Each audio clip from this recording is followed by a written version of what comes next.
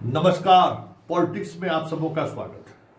और आज हम पॉलिटिक्स में बिहार से जुड़े हुए उस पॉलिटिक्स की चर्चा करने जा रहे हैं जिसकी हम लगातार चर्चा करते रहे। जी हां, बिहार विधानसभा चुनाव के ठीक पहले जिस तरीके से लैंड फॉर जॉब मामले में तेजस्वी और लालू परिवार पर दबिश बनाई गई थी, उस वक्त भी मैंने कहा था कि यह सहयोग नहीं, एक प्रयोग लगता है। और कल जो कुछ भी हुआ दिल्ली के कोर्ट में, उसके बाद तो हमारे उस दलील को, उस तर्क को कहीं न कहीं स्वीकृति मिल गई है।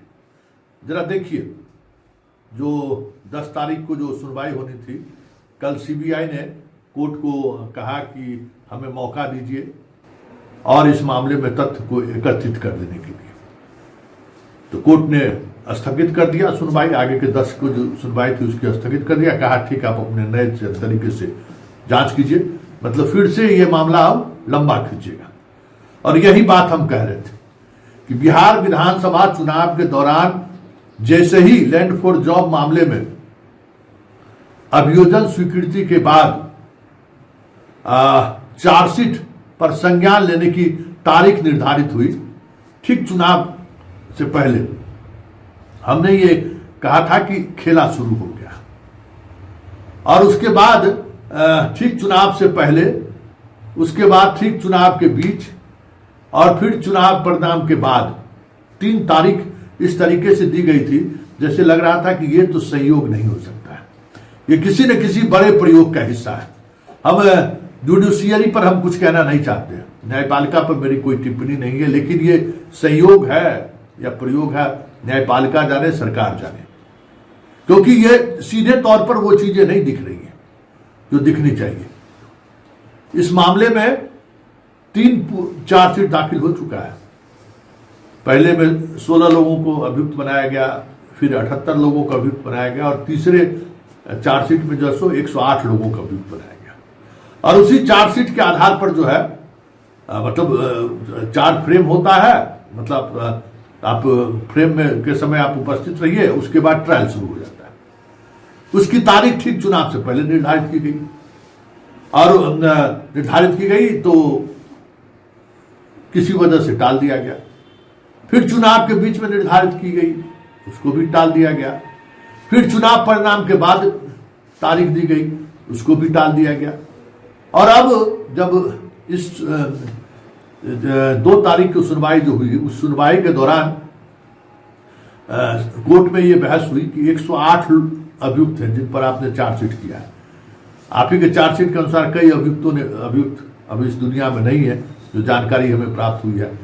तो इसमें सीबीआई अगर अलग से कुछ करना चाहे तो कर सकता है। कल सीबीआई की तरफ से जो है कोर्ट में अर्जी दी गई कि हमें और मौका दिया जाए।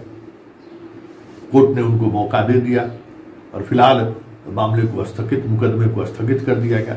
मतलब अब सीबीआई जो चार्जशीट दाखिल किया, अलग अलग समय पर 3 पूरक चार्जशीट दाखिल किया, और उस चार्जशीट में जिन लोगों को अभियुक्त बनाया गया, जिसके बारे में कहा जा रहा है कि 3, 4, 5 अभियुक्त अब इस दुनिया में नहीं है, तो उसको अब नए सिरे से आप कीजिए। मतलब फिर समय, अब समय कितना लगेगा आप सोच लीजिए। सीबीआई फिर कोर्ट में अपनी बात रखेगा, कोर्ट में बात रखने के बाद फिर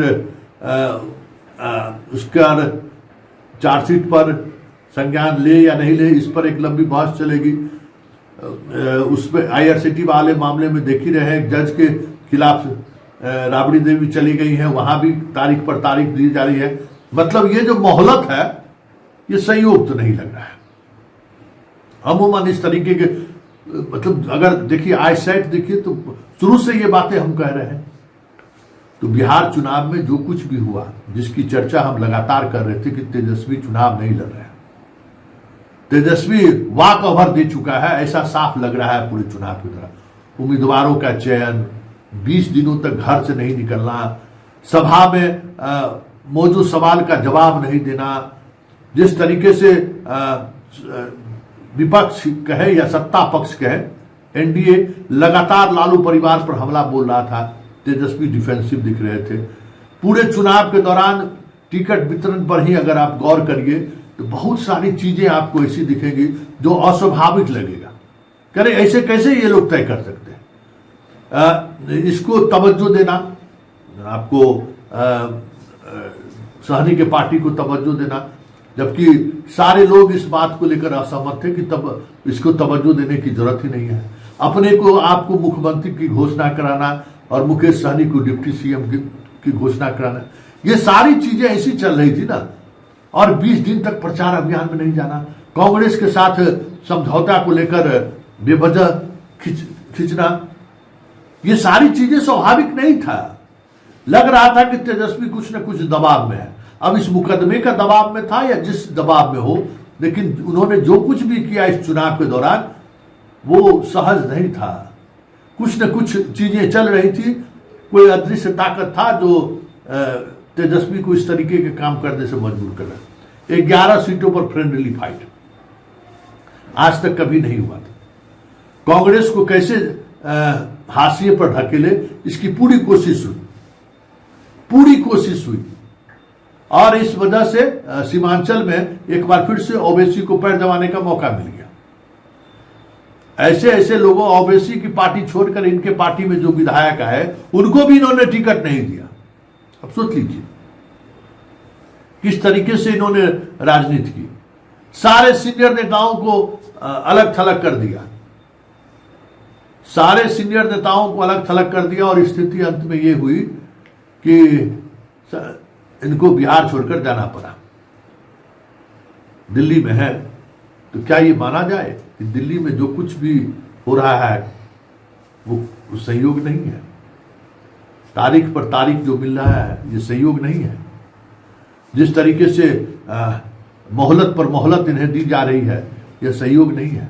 क्योंकि कल की सुनवाई में जो सीबीआई को जो मोहलत दी है कोर्ट, उसके बाद तो आप कह सकते हैं कि ये मुकदमा और लंबा खींचेगा।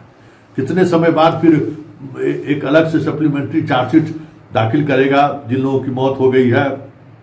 कई और तथ्य सामने आएंगे। सीबीआई समझ ही सकते हैं, सीबीआई के बारे में सुप्रीम कोर्ट तक की टिप्पणी से लोगों के जेहन में अभी भी वो दूर नहीं हुआ तोता वाली बात, जो सरकार करती है वही करती है। तो जब सरकारें कहने पर सब कुछ हो रहा है तो देखिए अब कितने दिनों तक लैंड फॉर जॉब मामला चलता है। लेकिन लैंड फॉर जॉब मामले का की सुनवाई का डेट जिस तरीके से निर्धारित लगातार हो रहा था, उसका इम्पैक्ट तो जरूर बिहार चुनाव पर दिखा, तेजस्वी के स्वभाव पर दिखा, तेजस्वी की राजनीतिक शैली पर दिखा।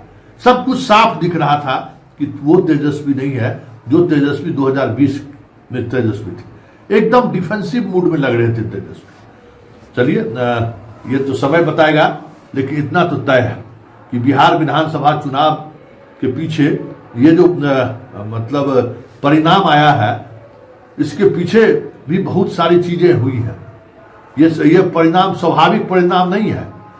एक पूरी टीम को नेतृत्व करने वाला ने किस तरीके से कह सकते हैं कि हाथ मिला लिया, ये भी संकेत है, जिस संकेत की चर्चा हम शुरुआती दौर से करते थे। खैर सवाल वो नहीं है, सवाल ये है कि लैंड फॉर जॉब मामले में लालू परिवार को जिस तरीके से राहत मिली है, क्या माना जाए कि खेला हो गया बिहार में, या फिर इसी मुकदमे के सहारे बिहार साधने में बीजेपी कामयाब रही।